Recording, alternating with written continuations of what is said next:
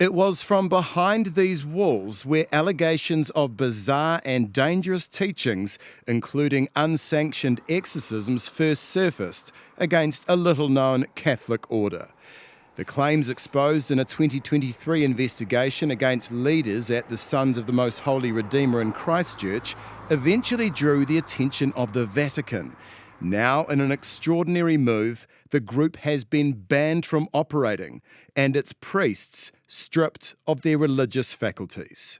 This is very significant. This marks part of a pattern that we've seen in recent Vatican moves to suppress renegade elements. The so-called renegade group was led by Father Michael Mary and Father Anthony Mary. As I speak, an investigative reporter from TV3 waits to do a story on us. Allegations of spiritual and psychological abuse and of unauthorised exorcisms were first exposed in a documentary on TV3's Paddy Gower Has Issues programme. The programme also detailed information from one young person who said she started cutting herself when she prayed because she was taught physical penance pleased God. This is outrageous, and that it should happen in this present day and age, and that it's taken as long as it has and has required you as an investigative reporter to reveal them.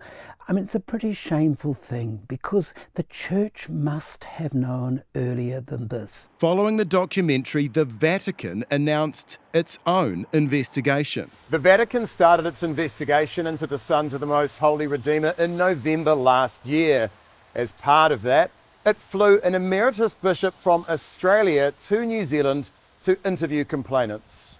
The Vatican has now sent a series of recommendations to Christchurch Bishop Michael Geelan, which he has accepted. Geelan said, "I am removing the faculties of the priests.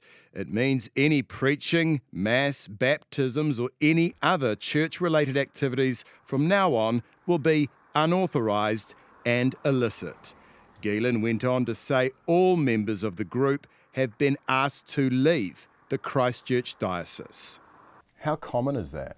Very uncommon. They can no longer say Mass, and that's the really critical aspect which in effect renders all of their ministry null and void. Greg Price, a former member of the Sons congregation, told the Herald the decision by the Christchurch bishop was the right one. That is the feeling is just relief that things have come to an end, and hopefully there won't be any more abuse from this particular community. Price, who first raised concerns about the group's leaders years ago, suspects more victims will now come forward. So it's going to take time before we really know how much damage has been done.